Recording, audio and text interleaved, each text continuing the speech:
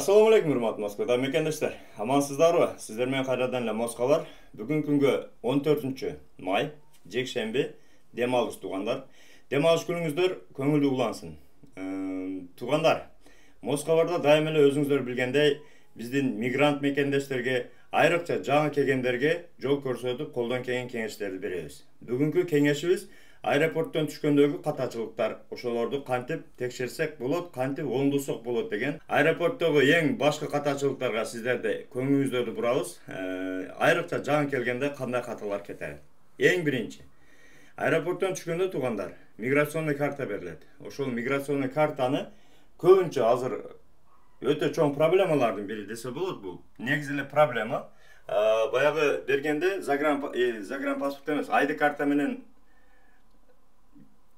толтуруп, миграционныйды автоматически толтурат, ID картаны коюп эле сканерге коюп туруп толтурганда, баягы фамилия, имя, отчество деген жерге, фамилия деген жерге уулу деген түшүп калып атат да. Мисалы, Арген уулу Замир деп коелу. Ошол миграционный картада фамилия деген жерде уулу, имя деген жерде Замир, отчество деген жерде Арген деп чыгып калып атат. Көбүдө ошондой болуп атат. Туугандар, бул катачылык өтө чоң катачылык, себеби эртең сиздерди регистрация жасагандан баштап проблемалар башталат. Эгерде миграционныйга карап регистрация жасалса, туура эмес болуп калат. Паспортко жасап регистрация, паспортко карап туруп регистрация жасаган болсо, анда миграционныйыңыз туура эмес болуп калат. Кыскасы, өтө чоң проблемага айланат да. Андыктан туугандар, эң эле биринчи нерсе ушул катаны кантип жойсо болот. Биринчи, ушул чек арадан киргенде, аэропорттон киресизби, Казакстан чек арасынан киресизби, сөзсүз түрдө колуңузга миграционный бергенде паспортко салыштырып карап алыңыздар. Паспортко. Бизге сезилет да, мисалы, уулу деген сөз бул фамилия же ат эмес да. Уулу деген бул кошумча берилүүчү сөз. Мисалы, ошол эле Арген уулу, Замир уулу, Талант уулу мисалы. Талант уулу, бул жерде уулу кийин фамилиясынан кийин кетчү нерсе да, бирок автоматически баягы сканерге коюп, автоматтан көбүнчө баягы компьютерде жазып чыгарганда, ошондой уулу деген сөз бардыгына фамилиясына түшүп калып атат. Ошондо биздин кыргыздардын көпчүлүгү фамилиясы только уулу болуп калып атат да. Ошону караңыздар. Биринчи эле көңүл бура турган нерсе, ошол миграционныйды карайсыздар, колу деген жер турат. Кол коердон мурун сөзсүз текшерип алыңыздар, туугандар. Текшерип, мынаңыз ката болуп калыптыр, кайра башка чыгарыңыз деп ошол жерде ошол жерде алмаштырыш керек. Бул маселени, проблеманы ошол жерде чечиңиздер, туугандар.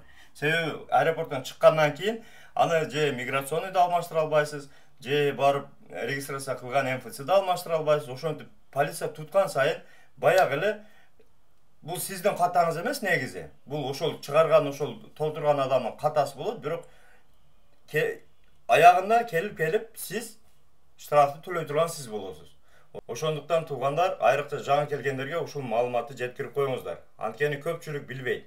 Көптөн бери келип ошол проблемаларды көрүп жүргөндөр алар уже билет. Ал эми жаңы келгендерге айрыкча көбүнчө биринчи келгенде биз эчтекени албай эле, ушундай экен, Москва деген ушул турбайбы деп эле миграционду шарт алабыз, колду коебуз, беребиз, чемоданды көтөрөбүз, кетебиз. Эртең регистрация акканда, ишке киргенде, көчөдө жүргөндө өтө проблема болот, туугандар.